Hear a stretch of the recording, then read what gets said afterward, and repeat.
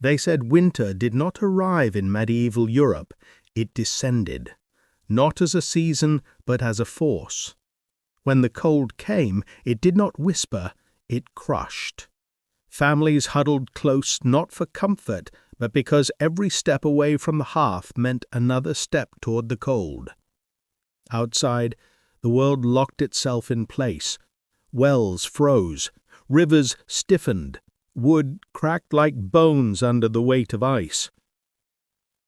But winter's cruelty was not measured in storms. It was measured indoors, in the quiet moments when someone lifted a lid from a barrel or reached into a sack packed months earlier. Because in that season, food behaved strangely. Things that should have softened grew stubborn. Things meant to nourish resisted the hand that reached for them. Some nights, when hunger arrived before warmth, a father would take down a tool from the wall, not to mend a hinge or split kindling, but for something far more ordinary, something that should never have needed force. No one wrote poems about that part of winter. No one sang about it. But year after year, in cottages across Europe, families learned the same truth. Survival was not just about keeping the body warm. It was about convincing the food to obey the season, even when it didn't want to. Long before people reached for axes to loosen supper from its own shape, Europe began to change in ways no farmer or monk could predict. The warmth that had carried the continent through centuries, a stretch historians now call the medieval warm period, started to fade. Growing seasons shortened, storms hardened, and winters learned new ways to hurt. By the early 1300s, chroniclers wrote of cold so deep that it made the bones water. The Baltic Sea froze end to end. The Rhine turned to stone for weeks. In Italy, a land not known for surrendering to frost, the Po River froze solid enough to host a jousting tournament on its surface. Cold reshaped everything it touched. Crops that once matured easily struggled to ripen.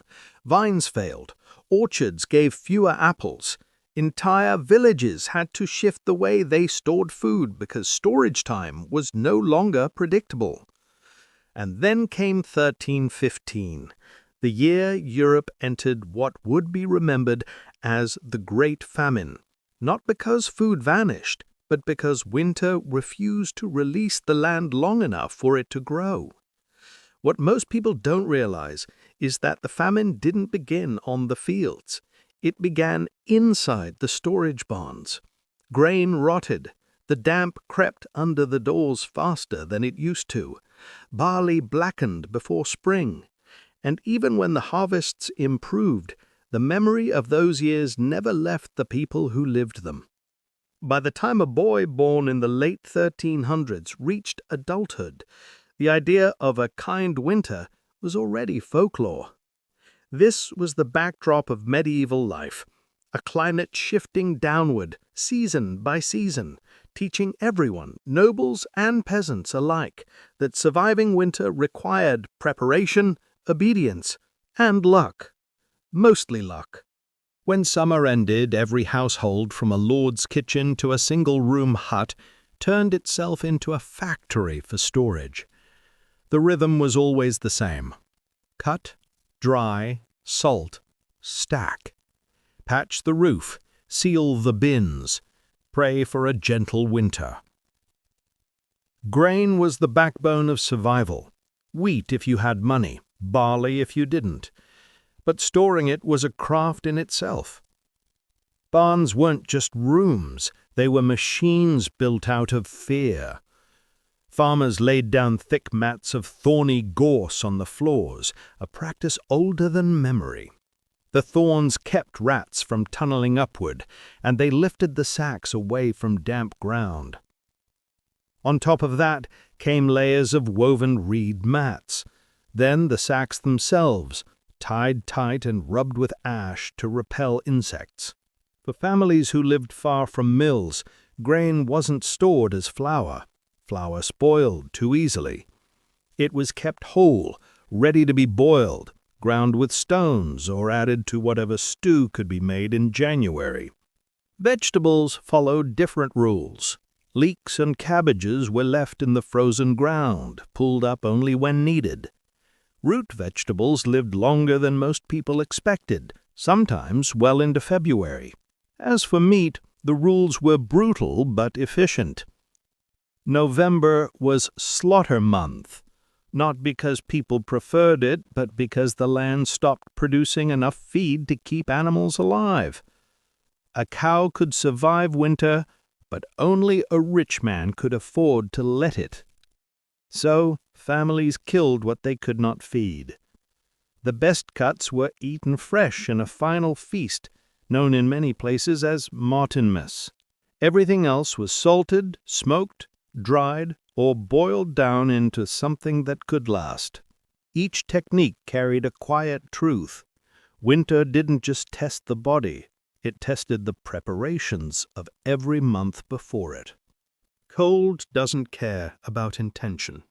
It doesn't care that a mother salted the meat carefully or that a father tightened every knot on the grain sacks. Cold simply changes things. Bread was the first betrayal. Even loaves kept near the hearth stiffened faster than they should. The outer crust became armor.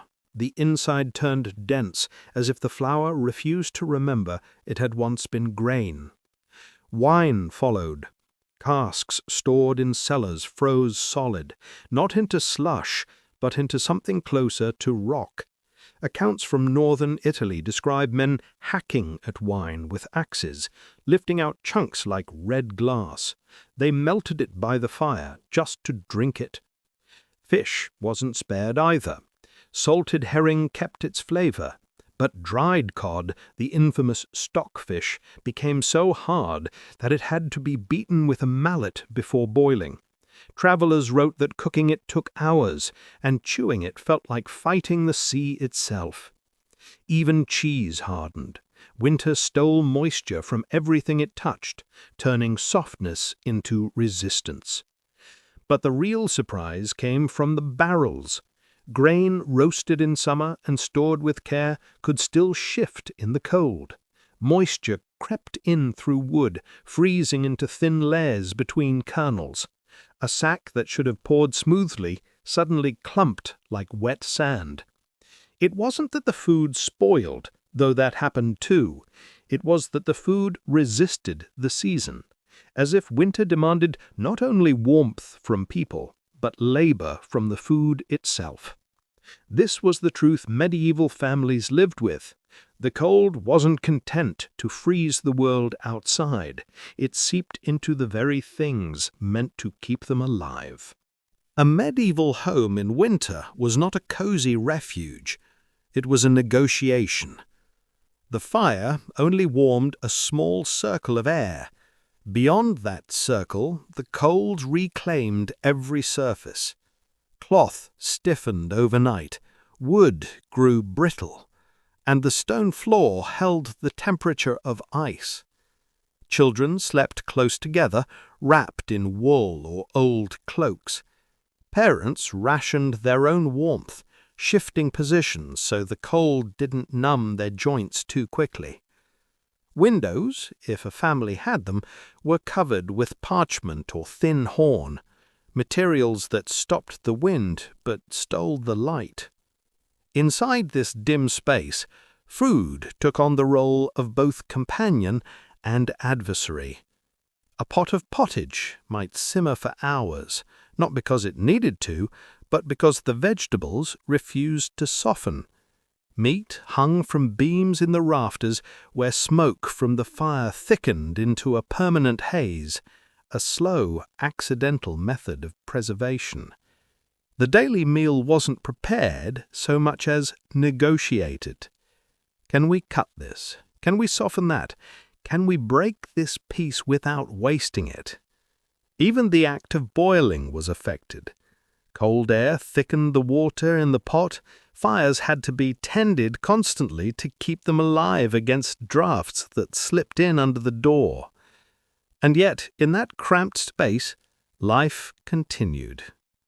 People prayed, mended clothes, sharpened tools, told stories, and waited. Always waited for the cold to ease. Winter did not pause life, it simply reshaped it, turning routine into endurance. Not everyone faced winter the same way. The wealthy lived in stone halls, with servants to tend fires constantly.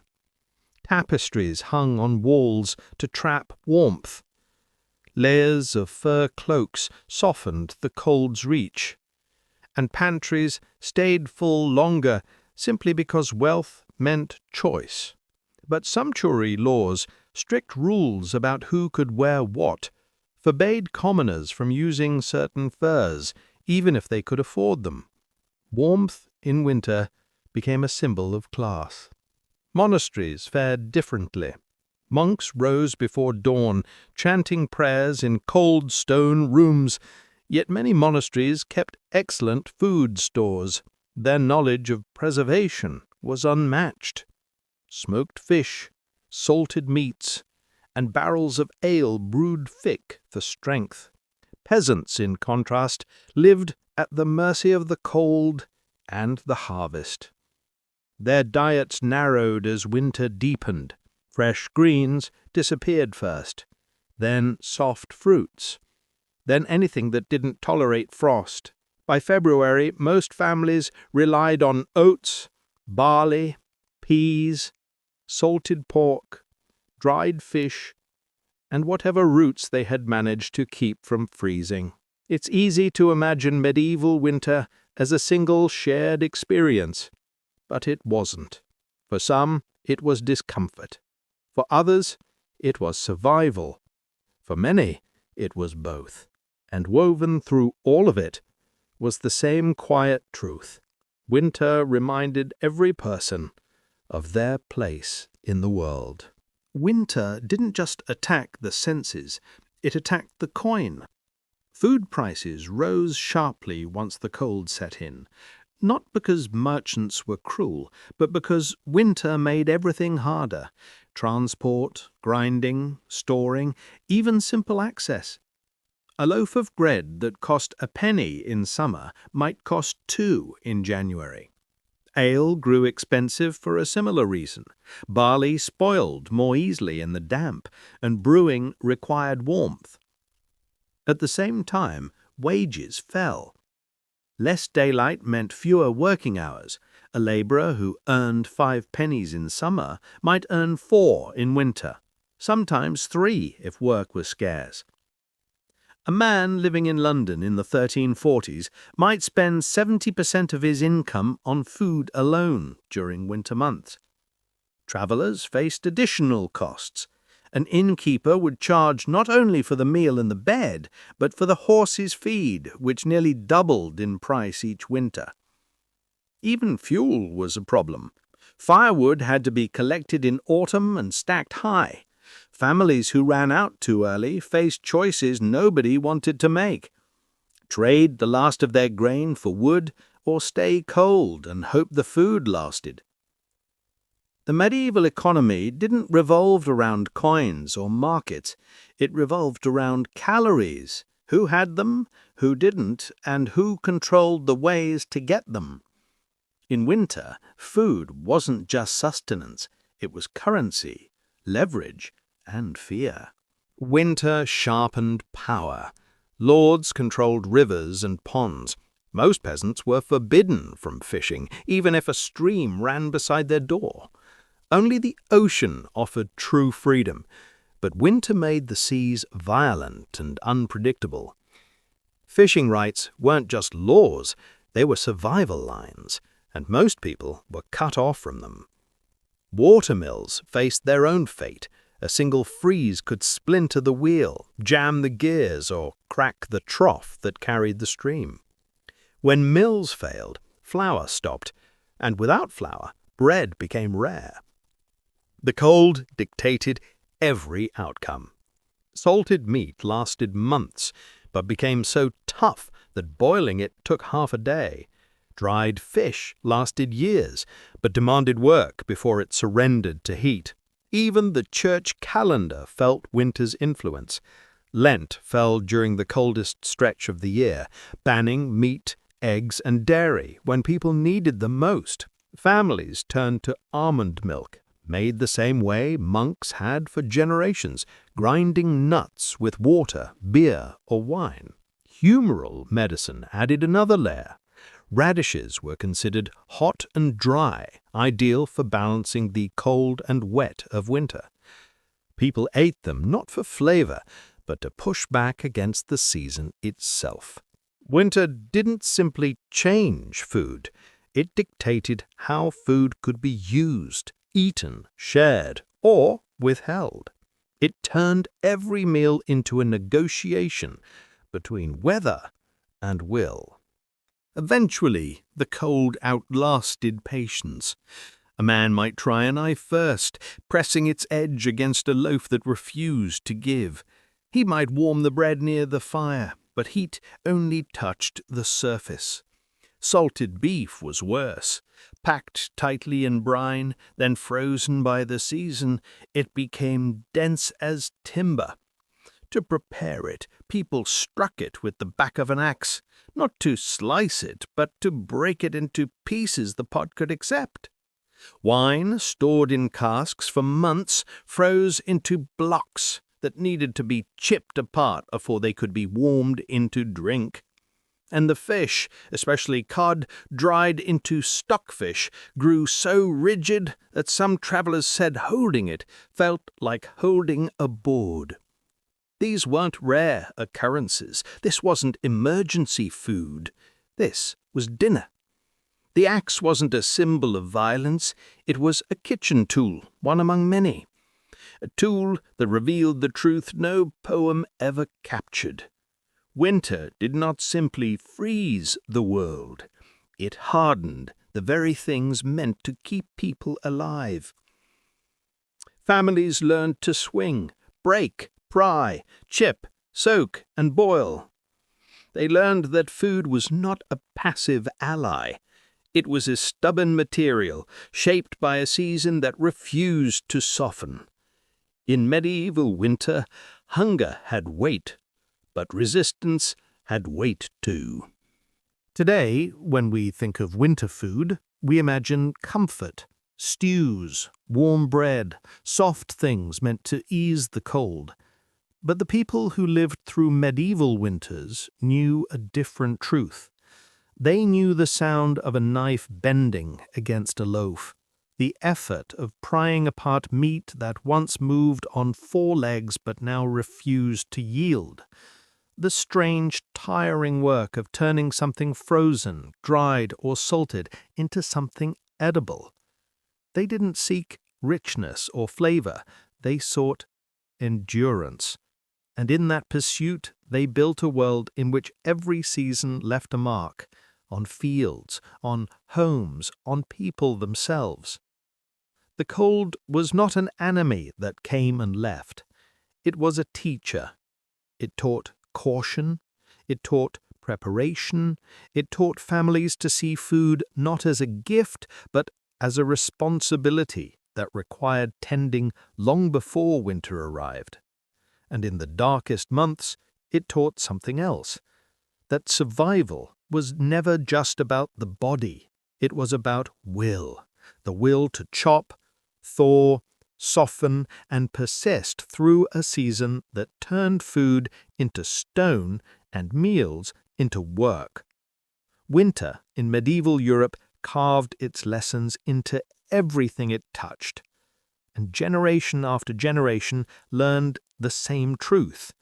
The cold tested the land, but it tested people even more.